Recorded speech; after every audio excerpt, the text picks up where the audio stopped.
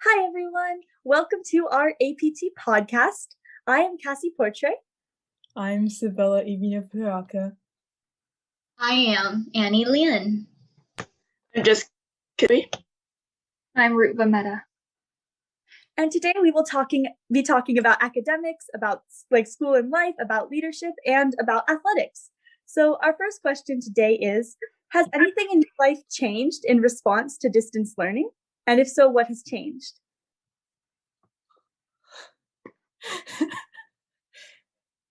I think for me, a lot has changed. I think the biggest difference I see is the way I have classes and meetings. And that sounds kind of stupid because everything's online. We get that bit.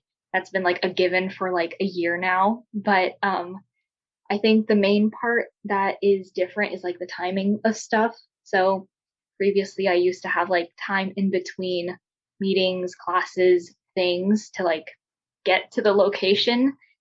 And now I don't because said location is just another Zoom link. And so I'm 3 clicks away from every class or meeting. And so no one is courteous enough to have breaks in between things. And so I have a lot of back-to-back stuff. And on certain days, it's just super hectic. And I need to excuse myself from meetings to be hey, I haven't moved from this location for the past 4 hours. Is it okay if I go to the bathroom before I die? So yeah, that's a little different. Oh, this is such a broad question. Oh my god, basically everything's changed. I think a major thing that's changed for me is just scheduling because when we were back in school, it was I had my schedule for when we're on campus and then I had my schedule for when I get home. But now that everything's home, it's my schedules start intertwining with each other, and that has been so frustrating. Oh my goodness. And also studying too, because we're at home, so I'm starting to get lazier. It's just let me just do it later. It's just a mess. It's a mess. Yeah, for sure. I had a meeting that I had to only be there once, and they had it at 10 a.m. And so I'm I have school. And so now my work day and school day have mixed. And I'm and then some days I don't finish meetings until 7:30, sometimes even 8. And I'm just I work 3 shifts now, dude. I don't know what to tell you.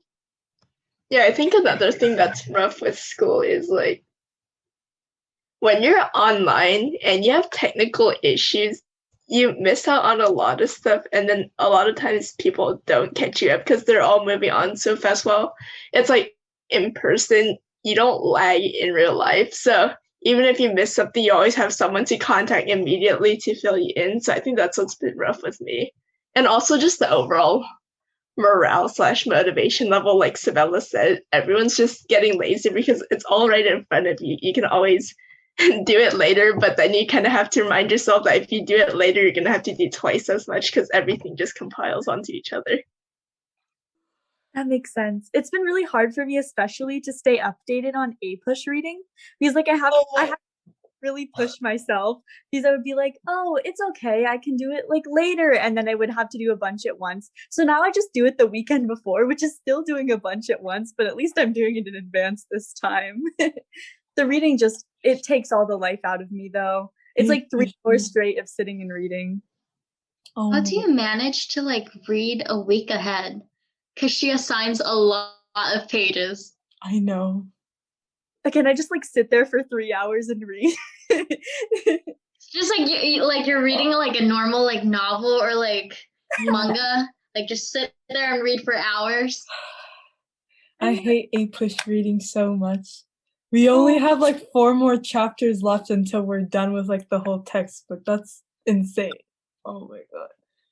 Yeah, I'm actually kind of gonna miss APUSH. I found that I like history because of this year. I just find it I find it really interesting. So I guess reading the textbook does feel like reading a novel, except again, it's kind of soul crushing, just a little bit. Oh yeah. Reading a The manga only are soul crushing. The only thing that's like more interesting about this year's like US history when you're reading it is that you're not confused with like this Henry and that Henry. It's like there's only one name for one dude. And it's not like Henry the 14 or like 16 or whatever. Or like Napoleon. Same thing goes. It's just like one name for that one guy. And you're not. On the topic of studying, actually, when do y'all normally listen to music? Like, where do you fall on the listen to music while you work thing? Because I've heard people be like, it's bad, but that's like, I live off listening to music while you work. So where do y'all fall on that? Or like, what kind of music do you listen to? Are you like lo-fi? I'm kind of curious on that. I think for me, I'm the type of person that I'm very easily distracted, and so it actually like helps me focus, which is like weird because I have a thing that typically distracts people. But like if I'm not listening to music, I'm like, oh look, a bird. And then 3 seconds later I'll be like, wait, someone's making something in the kitchen. Must go see. And it's horrible. And so I just like plug myself in and I can focus. And I think typically I'll listen to anything. I just need like a good beat to it. And I have it at like a very low volume, but like audible. So it's not like blasting, but it's there, but not noticeable. Oh, that makes sense. That's how I have music to fall asleep. I feel like 12 hours a day I'm listening to music. And a lot of that is like while I'm falling asleep, I'll have music on like low volume. Yeah, I feel like we are the same brain cell in terms of like listening to music so I get distracted. Like if I'm not listening to music while I'm doing something, my thoughts will go everywhere. I'll be like composing like a story inside my head and be like, something else. Yeah. So I feel like secretly I'm far smarter than I actually am. It's just I have to listen to music all the time. So I think I'm secretly really smart. But Secretly. She puts it in a way You are, secretly. though. I You agree, are but mine is smart. secretly. Yeah, but when it comes to like music, I just have like types of music for certain subjects. So like anything involving reading and stuff, so like A-push or like Lang and stuff, I lean towards listening to like music without any words, or if there are, in a language that I really don't understand. So it's like it's more like background music to me than like focusing on like the song. Like my favorite song, I'm just like singing, but I can't like read or focus. So like on Spotify, I have like two playlists to pick from. One is like piano covers of K-pop songs, and then like the other is like all just like film music, like film OSTs, like so like from Avengers or like The Incredibles. I just like listen to that while reading A-push, and I was just like this while reading. But then like when it comes to math, mainly math, I don't mind listening to music with words. I mainly watch like YouTube videos like this one channel called Oversimplified, which basically explains like certain time periods in a very oversimplified way. And because like math has such a lack of words, I can just like do the math and be like, yeah, I don't need like that other sort of two brain focusedness that I need when I do reading homework. So yeah, that's my music pick. For me, it's like I have two playlists, 2.5, I guess, but I have like one playlist that just has like good beats and like everything. It's usually like faster music, and that's the playlist I use for like wushu and stuff.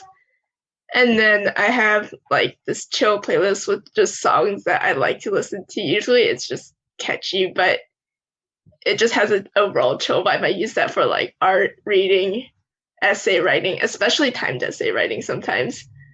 And then, but if I'm doing like math or chem or something, I cannot have music on because I will distract myself because like the numbers already drive me insane. And like the amount of stuff that just happens in chem at one time drives me insane. So if I have music at the same time, I will literally go insane. For me, like when it's reading, I listen to like some piano or maybe kalimba music. or like some kind of like those ancient Chinese movie background music. But for like other subjects, I listen to like R&B or maybe K-pop. And again, like with that Chinese music, I listen to a lot of those. Yeah. Oh, and then sometimes I just put on like YouTube people just talking so I don't fall asleep. Because I feel like if there's someone's talking right there, I feel like I wouldn't be falling asleep other than like just having like just plain music. Then I can just like just fall. That makes sense. Like sometimes there's something nice about like you don't want people to talk, but you want, or like you don't want them to talk to you, but you want like the noise of people around to like keep you like centered. I understand that. Like that's I've heard other people talk about that too. Also, whenever you're ready, you can take it away on the leadership questions, Annie. So. Oh, okay. Why not just ask it now? Do y'all have any advice for Gen staff interview this year?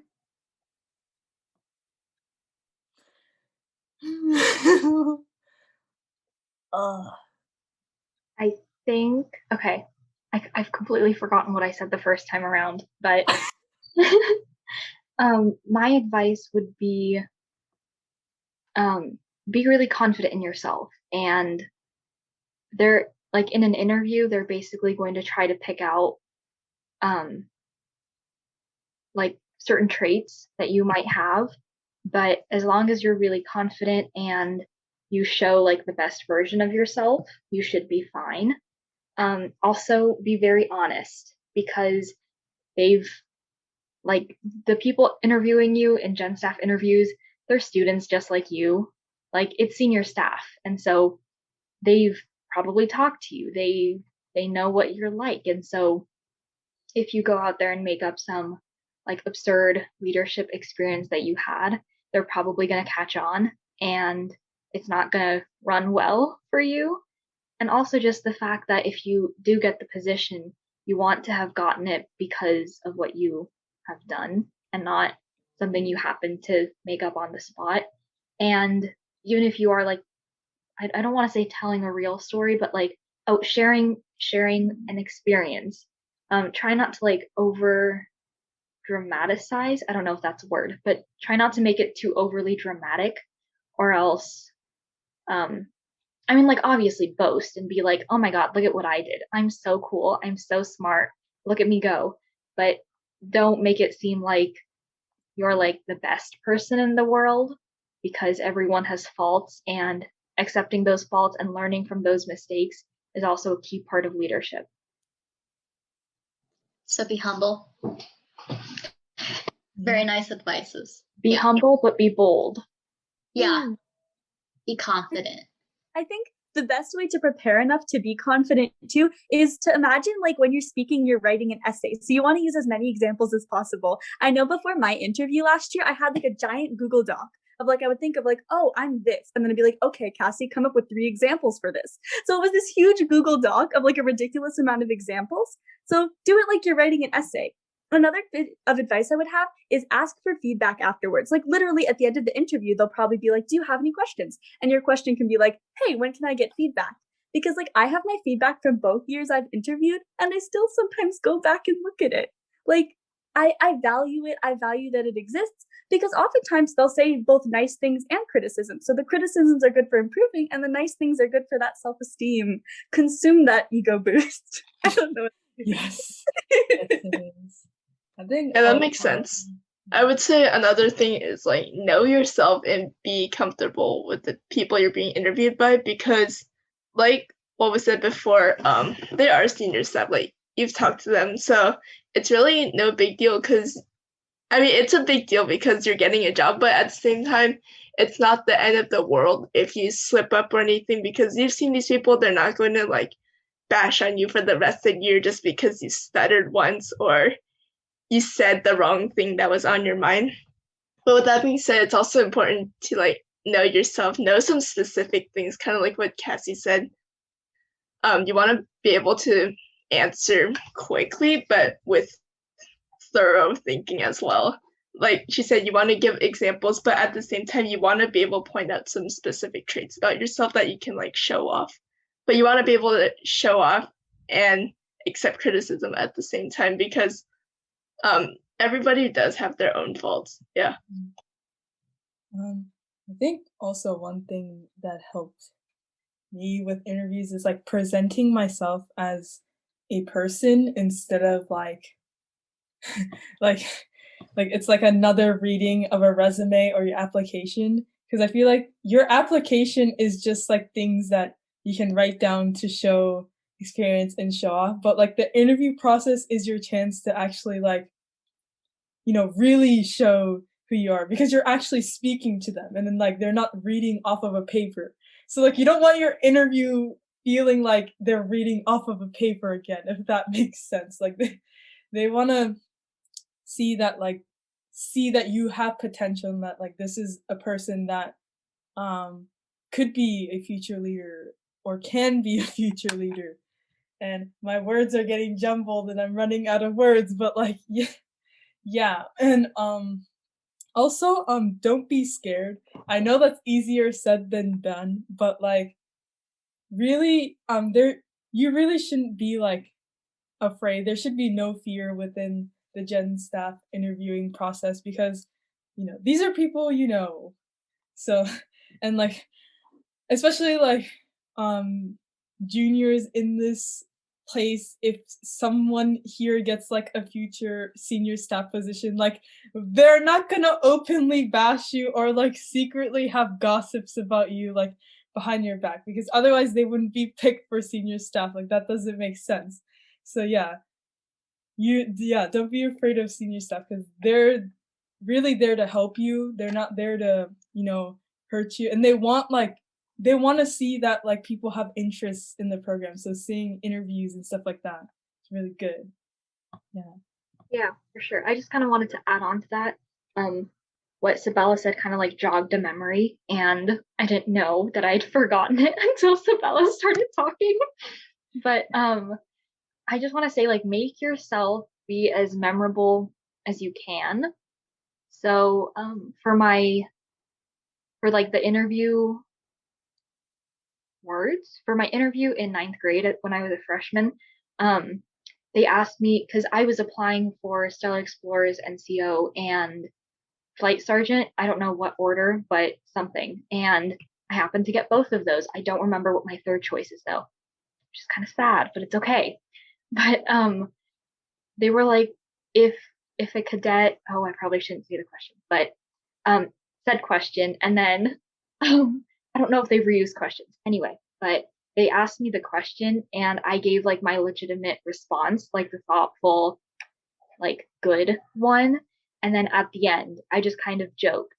I put in like a little joke, like, hey, if they don't blah blah blah blah blah, I'll just bribe them with candy. And they thought it was like the funniest thing ever. And that was like my last resort. Like if whatever scenario, and then if the cadet didn't do said scenario, then like what I would do. And that was like my last resort. And obviously I wasn't going to do that in real life, but when I asked for feedback after the fact, they said that it made me memorable and like they remembered that. And it probably didn't have like a big factor in me getting the jobs I did, but like, I don't know, it makes you more of a person, or like more of like a human, like Sabella said, and they see you less as like an opportunity, if that makes sense. I'm so proud of you for making a joke like that. I admire that so much. I would never have like the thought of like making a joke during my interview. That was interesting. And it was like a stupid one too. I was like, hey, if they don't blah blah blah blah blah, I'll just bribe them with candy until they do. It wasn't even like good. How did you think of that? I don't know. My brain is weird. That's like the first thing I thought of. I'm like, wait, I should give a legitimate response before I say that. So how much do you think your personality impacts your leadership style?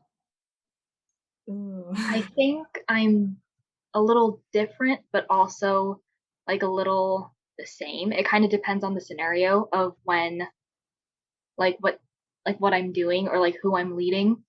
So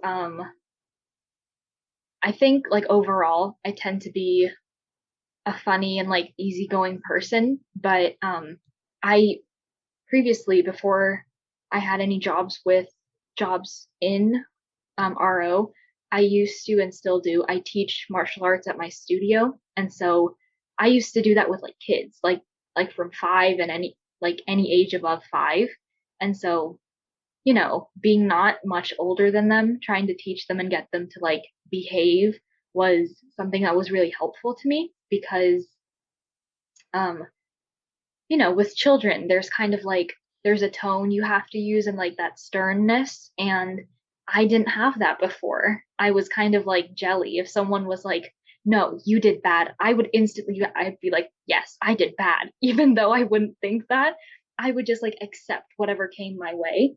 And in some situations, I think it is good to just accept that. But as a leader, there are definitely times when you have to like stand your ground and you have to be like, no, like this is how we're going to do it. And here's my reasoning. And I think I'm right. And I have this position because I deserved it. So we're going to have to listen. And so those experiences, like that side of me, I guess, doesn't reflect on like my daily personality. But as a leader, it is an important part because it shows the people I'm leading that I am very serious about what I do, and I may joke around and try to bribe people with candy, but at the end of the day, I have a task and I have goals for the whole team, and if I have to be a little mean, then I will. But yeah. I think my personality really did impact a lot with my leadership style, and I think it really just molded both my personality and leadership style into very differently, simply because like I feel like sometimes my personality is just like very meh, like this, and I feel like it would work.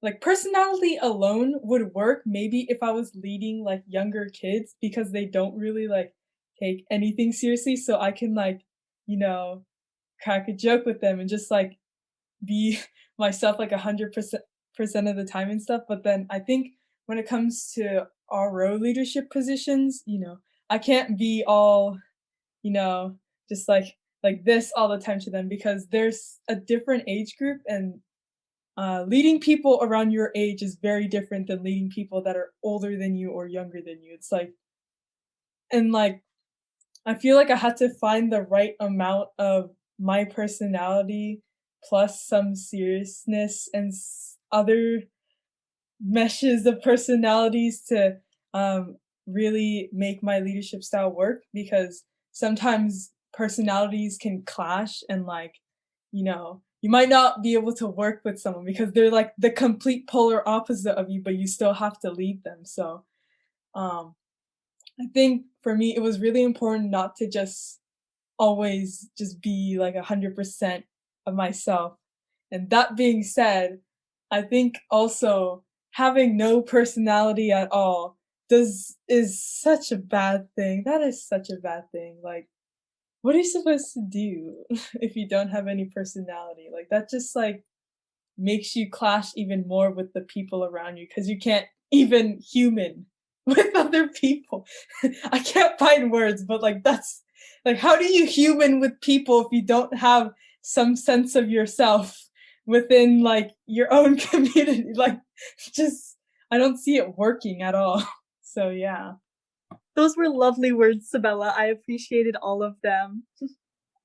Yeah. Okay, that makes sense. Adding on to Sabella, I think personally for me, my personality does affect my leadership stuff because like I'm usually pretty chill, I guess. But like Sabella said, I have to kind of find that balance between chill and like assertive because personally if I see something wrong or if I do something wrong, I want to be able to get rid of that conflict as soon as possible. So I think naturally I'm just not that afraid of confrontation, because it's like, hey, you probably want it over with, I want it over with, let's just do it, fix it, move on, whatever. I feel like with leadership, you do have to be assertive, you have to stand your ground. If you think you're wrong, you have to own up to it still, though. Just because you're above other people doesn't mean you're like any better than them. You're just tasked with a mission and you're there to guide those people to help you finish that mission, but it doesn't make you necessarily any better as a person. Yeah. You mentioned that it's difficult to like lead someone who has like a complete polar opposite like personality from you. I find it difficult to lead someone with like the same personality as me, because I tend to be a very like outgoing and open and like dominant, I guess. Like I don't like to be pushed around. That's just not what I am. And I find it very difficult when someone else is like exactly like that, because then it's just like two heads butting, and then I have to like pull the leadership card, and I'm like, I'm so sorry, I don't want to do this, but I am your leader at the end of the day. But I mean, if it's what I have to do, then it's what you have to do to get the job done. Yeah, I see your point. I think it also depends on like what kind of personality you have, because like I guess for me, if I find someone that's similar to me, because I'm just like, this sounds so weird, but I'm just gonna have to. I just have like a very submissive personality, so like I guess it's in my case it's not hard, because it's like if I tell someone, "Hey, can you go do this?" They're like, "Oh, yeah." It just goes. That sounds so bad. Everyone's like, "What's wrong with you now?" No. But yeah, that's the honest truth. Like I'm just a very submissive person, I guess. But yeah, I think it really just depends. Cause like nothing I feel I feel. When it comes to personality, there isn't really a definite answer for everything, because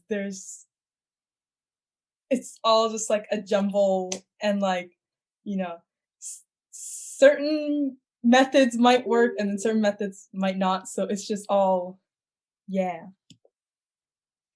So just depends on how each leader is as a person. Yeah.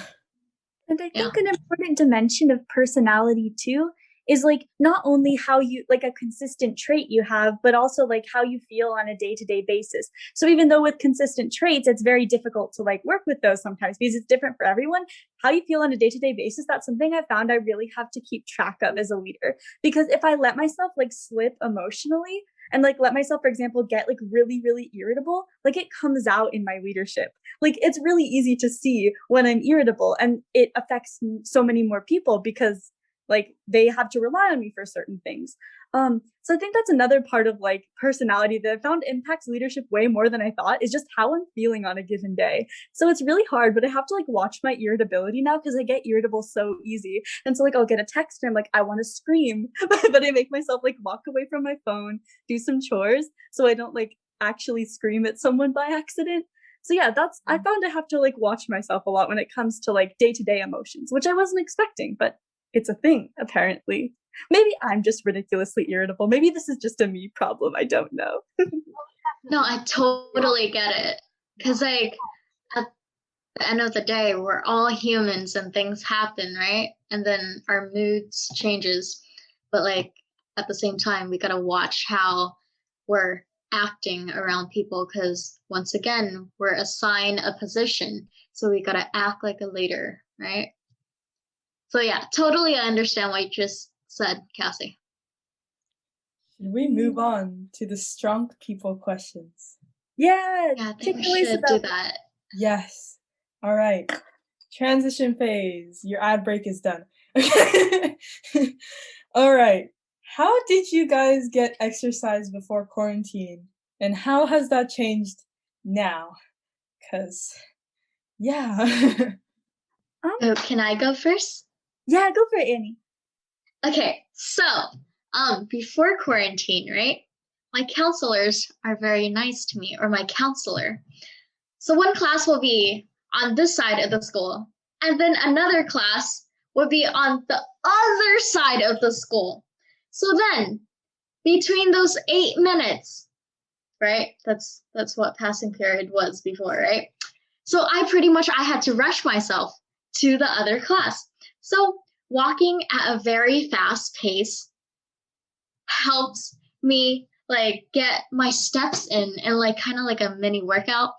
And then we had teams practice after school, right? So with all the unarmed stomping and clapping, that's also kind of like a workout. So, and then in the week, we also had PT, which was more rigorous than now. I'm not saying that this is like easy, but it's just like other ones more like a challenge. We do more stuff, I guess. But yeah, so that's how I got my exercise before quarantine. And plus, like if I want to do like more workout at home, that's like additional burning calories. Other than now, I just stay at home and then just sitting at my desk doing stuff all day. And maybe I go for a run, but then that's in no comparison to to how my body was getting its exercise before the quarantine. But yeah. Yeah, for sure. Yeah, for sure. I had one of those like fitness watch things, and it used to track that I would walk like 3 miles a day just at school.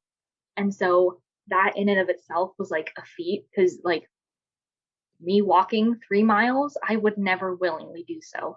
I'd rather like actually work out than go for a walk or like go for a run. That's that's just like not the type of workout person I am. And I used to get in like 8 hours a week for martial arts, and that was pretty rigorous. Like I used to be drenched by the time like I was like 15 minutes into a class. And so they were definitely not easy, and it was kind of like um cardio at the same time as well as like weight training and stuff, but that was like my main form of workout. And then everything stopped, and for like a month no one was sure what was happening. The world was like upside down, and for a month I was doing like maybe 2 hours a week, like a drastic change. And I was like, like a month later I was like, ooh, okay, definitely don't feel as great as I did before. So I have to like make workouts and like do stuff. And that was a big change for me, because I would get all of my like workout done during martial arts, and that was it. I wouldn't go in separately to like do like actual workouts like push-ups or sit-ups. Like I would do all of that in class, and so I wouldn't separately go out of my way to do so. But now I had to be like, oh, okay, now I have to make a workout plan. And for me that was a big change, because I've never done so, and I had to like look up workouts and like how to do them. Like the first couple times I felt like I strained something. I was like, wait, no, I'm just being weak and stupid, but that's okay. I think for me, yeah, Rutva, I totally get what you're talking about. I did like 6 to 8 hours, I think, of wushu a week. And then sometimes it would be longer because of extended like group practice and whatever for like performance and competition season. And then so I got a lot of workout in there because of like conditioning and like I don't know if you did this, Rutva, but like back-to-back forms and all that. Oh my god. That was so rough. And then yeah, I just run every now and then. I'll run my dog, but my dog doesn't like me running him. And then sometimes I'll just cruise around on my skateboard, and that was like pre-COVID. But during COVID, I feel like a lot has changed because my martial arts practice also got cut in half, so I'm only doing like 3 weeks now. Or no, not 3 weeks, 3 hours a week now. And then we got a pull-up bar, so that was pretty cool because now if I do make a workout plan, at least I have something else besides besides the floor to work with. And then, so that was pretty neat. I think I made up the system where it's like every time I walk in and out of the room, I do like X amount of pull-ups. So I think I started with like, I want to say just 2, but now I'm upping it from anywhere to like 3 to 5 every time I walk in and out. Yeah. So it's pretty neat. I get in my little bit of an arm workout every time I have to move somewhere. And then I still run my dog. I do my own workouts. I do PT, and then I do martial arts. So it's like kind of all over the place, but it just doesn't feel the same because my structure kind of just went boom. Oh, how workouts have changed for me. It's bad. Like in school, you know, I did the same thing as like Annie. Is like I walked, I did PT in school. I mean, even outside of school, I did like a little bit of running and stuff and biking a lot. But now that like we're all inside, I'm just like getting so lazy. I had a New Year's resolution to like do 10 push-ups in between each like period or something. Never did them. Wow, it's been 3-4 months now, never did them. So I'm like, But like I think the only thing close to getting exercise is like going to the park and playing tag with my brother, and like he's ridiculously fast. So I'm like scared. I'm like getting scared at one point because like it's getting to the point where it's getting longer for me to like actually catch him than before. So I'm like, am I just like building his endurance? Like this is bad. So yeah. I think something else I noticed is, like Jess said, like it just doesn't feel the same. And I definitely noticed that because I guess when I was doing martial arts like regularly, like 8 hours a week, I was getting in like the muscles I was using, they were different from the ones I'm using now. And so I used to be a lot less sore after each like martial arts session training thing. And I think after I started upping my martial arts hours a week, I started feeling it. I was like, ooh, my tricep is sore. That didn't happen before. Ooh, my quad is sore. That didn't happen before. And so I was starting to like feel the muscles that I used to use on a regular basis kind of like start to like melt away. And I really had to like go back and like try to rework the same muscles that I thought I was using. But again, it just doesn't feel the same. Oh my god, adding on to that, finding the motivation to keep yourself looking the same way is so rough. Like, don't even get me started. But like, I don't know, I just don't like being at home because, well, one, I mean, like my own workouts get kind of boring sometimes because I mean I'm in one place. It's not like I can run around or do my workouts with anyone or like screw around in the middle of it because I'm kind of just by myself. It's kind of boring. So like the motivation to like maintain muscle definition is just so rough because I'm kind of by myself and I don't have a lot of stuff to work with or a lot of space to work with either. Oh, whoa. Would would detangling my hair count as a workout? Yes. I'm sorry. I a have workout? curly hair and like the struggle of detangling. I honestly feel like that's where I'm getting my arm workouts for because I'm like this in the shower trying to get all of the gnats and clogs out of my hair. Curly hair is such a struggle. Oh, I could go on for hours complaining about it because like the finished product is pretty, but to get to the finished product is the most frustrating thing ever. Okay, maybe I should count it as a workout because like I don't know, when it comes to doing my hair, my arms are like back here, or I'm just like balancing like this and just doing this. Okay, great. I guess so, because like you're holding this one arm is position. more buff than the other, and I'm like, oh my god. Oh my god, but like girls with long hair though, doing your bun every single Monday in the morning when you're still half asleep is like an entire marathon in itself.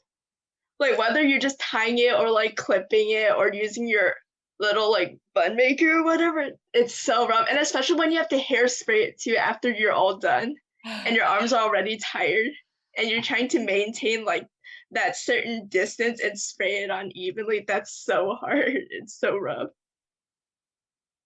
I stopped using that donut thing for my hair. I just wrap my hair and make it into a bun. I just do that now. When I do that, it doesn't come out right. No, the hair. So oh my it's God, the like I have hairspray. it like in a ponytail, right? And then you just put the hairnet over, and then you just wrap it, and then you just polypin it. Jessica, when you made your pun with the hairspray, oh my God! Especially when you're half asleep. I remember one time I sprayed it and it's like all over my forehead. I'm like, bro, I don't have time for this. I Oh was just like, dear. There So was it's one low time key I a like long workout too. The smell of it.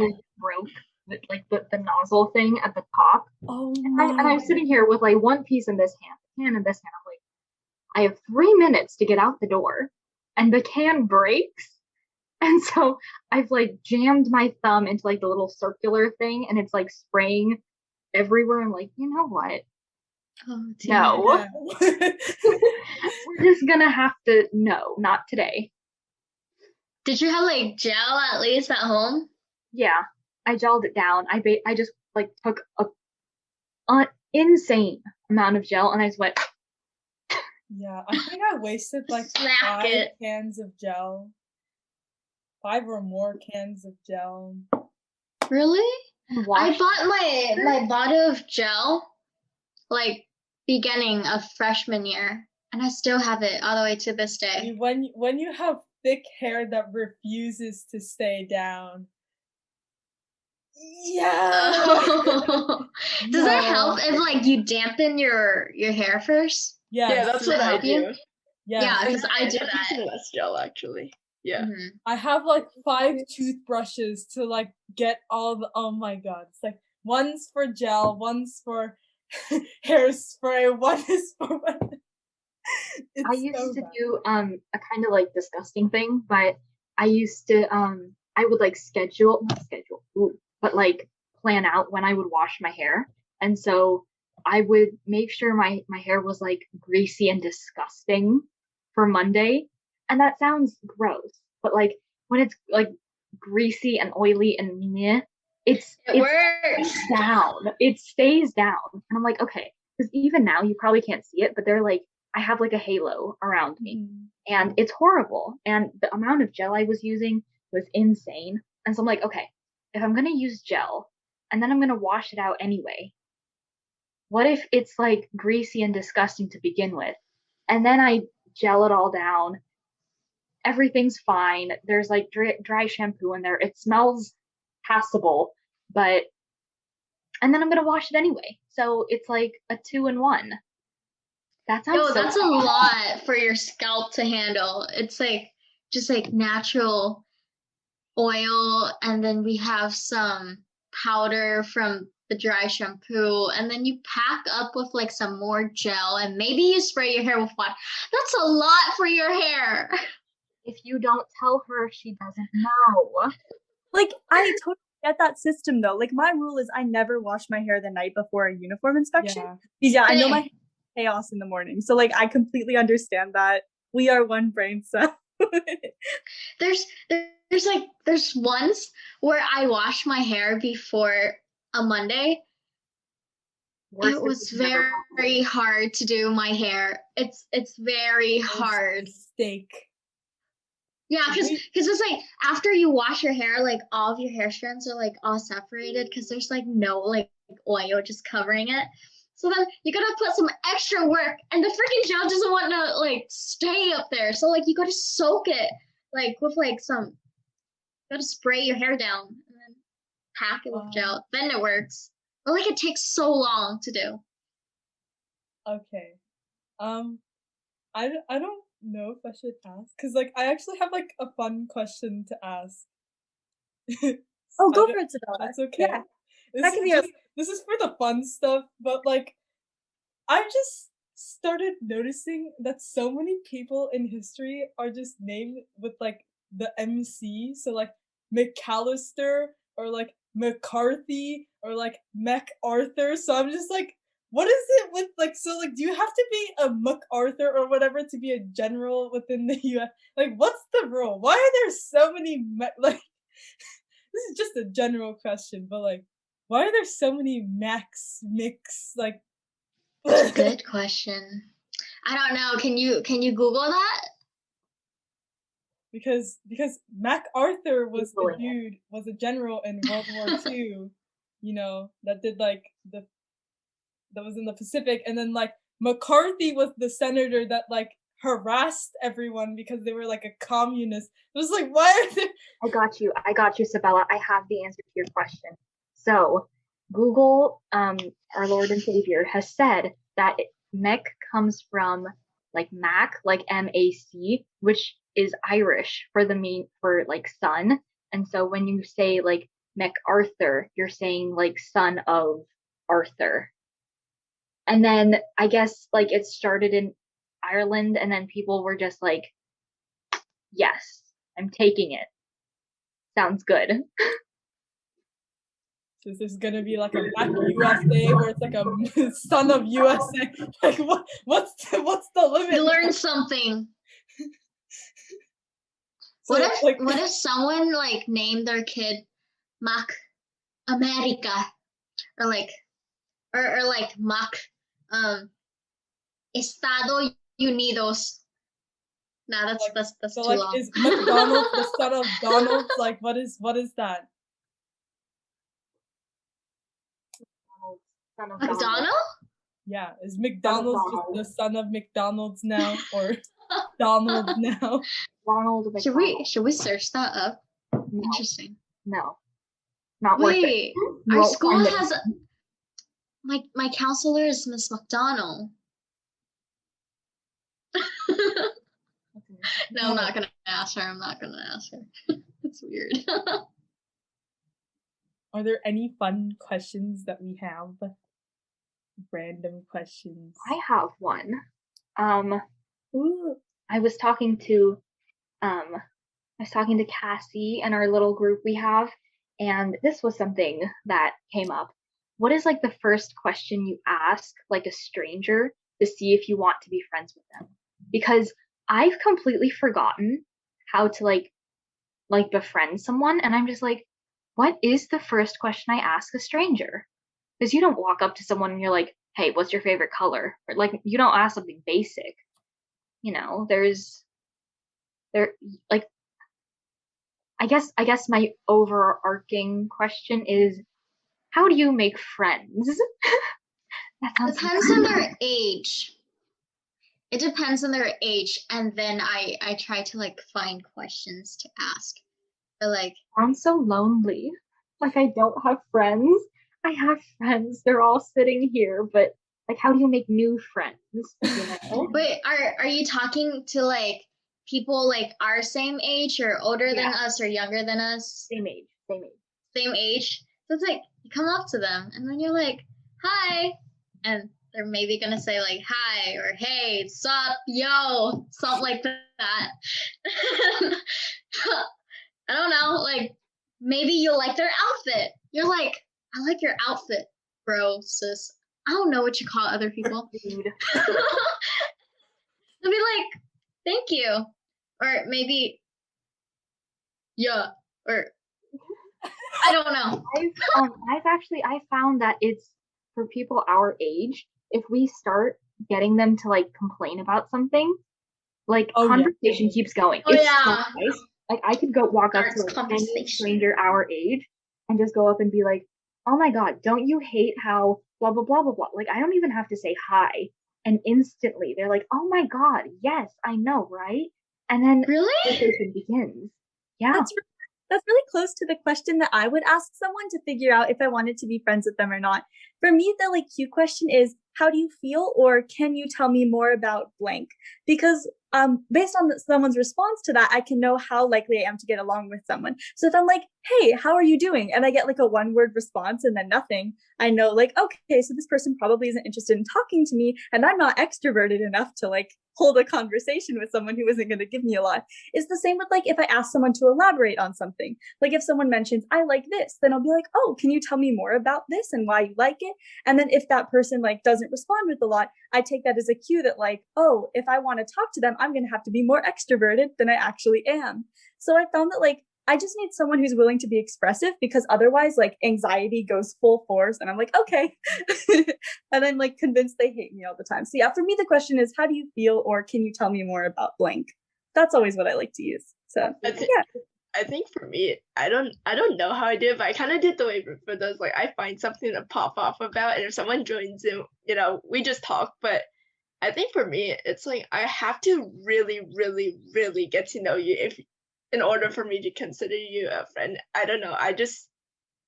It takes a lot for me to trust you. Yeah, like the people I trust are like a super, super, super tight circle. Like I have a lot of people I'm friends with, but like my close friend is like a super tight-knit circle, and then I have like just people that I'm on speaking terms with. Like I respect you as a person, but it's like I'll talk to you and then we're on speaking terms, we're chill, but I don't think we're close enough to be friends. So I have like different tiers that I would rate people. I am not gonna say who, but yeah, for me it's like I kind of just slide into the conversation. There's really no other way to explain it. I kind of just, it's like sliding into a DM, but in real life, I guess I kind of just slide in and start talking if I feel like it. Yeah. For me, I just feel like you just gotta be open. Like maybe people are like shy or something. Like I don't know if you girls remember, but like when I first like came to scripts and stuff like that, or it's like as the year go on, whenever I see someone new, right, like I'll just go straight up to them and be like, hey, what's up? And then I just start talking. Yeah, because I don't know, some people might be shy and like they just might be waiting for someone to like actually talk to them, and then they start talking. I actually find that really admirable, because I like, a lot of people have like a fear of like talking to strangers, and they're like, oh my god, what if they think blank about me and stuff like that. I'm kind of like the complete opposite. I'm This sounds so weird, but I'm kind of like scared of my friends, because like internally I think I'm like a horrible person and I'm like a fraud or something. I'm like, what if I say something or do something and I like expose myself? And like with strangers, I'm just like, I'm gonna like talk to them once, maybe twice if I have to. So what? Like it doesn't matter what they think about me. It's not like they're affecting my life or that like they're important to me. But like I guess being around my friends, I'm a little cautious, but not, because I don't want to like say or do anything that would cause me to like lose them as like a friend or like someone I trust and like care about. I don't know. It sounds weird when I say it, but like inside it makes sense. No, I just say something. So like Okay, about like being scared of your friends or whatever, because like you're like you might lose them because something that you said. For me, I think like if they truly want to be my friend, and if like we're gonna be friends like for real, like they should accept me as like who I am. So like if after what you said and they're gonna stop being your friend, maybe they're just not meant to. So yeah, just be yourself. I mean, yeah, but like, what if I really like them as a friend? And because then, what if like I lose them as a friend? And wait, hold on, this is too philosophical for a We're getting This is into, getting like, way too deep. This is getting sad. Like we were just like laughing about McAllister's, and now we're like, okay, what if my friend hates me? I'm like, where did it go so wrong? Oh my god, people are gonna see this episode like, what's wrong with these people? Wait, can I provide a quick hot take to close us out while we're on this topic, though? Go for it. Okay. So I'm just calling this a hot take because I don't know what else to call it.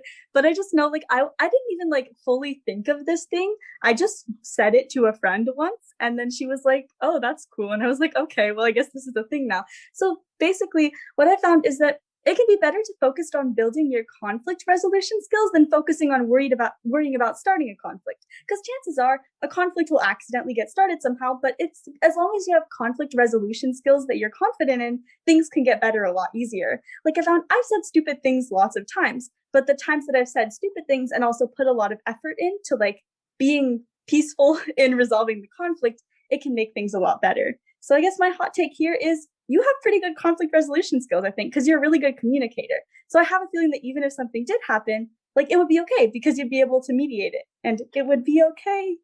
This is my encouragement. Mwah. Yes. Like I see like the best friends are like those who can act stupid, dumb, and crazy in front of each other. So it's like it's totally fine. Because you know, like nothing is more worse than like having friends with a person where you can't fully be yourself and like just be relaxed with. Like being friends with a person where you always have to like think back about how you're presenting yourself. That's a lot of work, and you can't really carry that for a long time.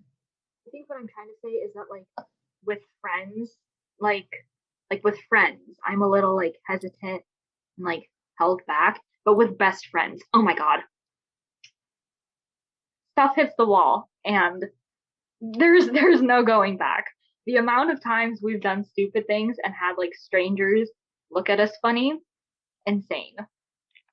Honestly though, I keep a tally, and I'm proud. I'm proud of our tally.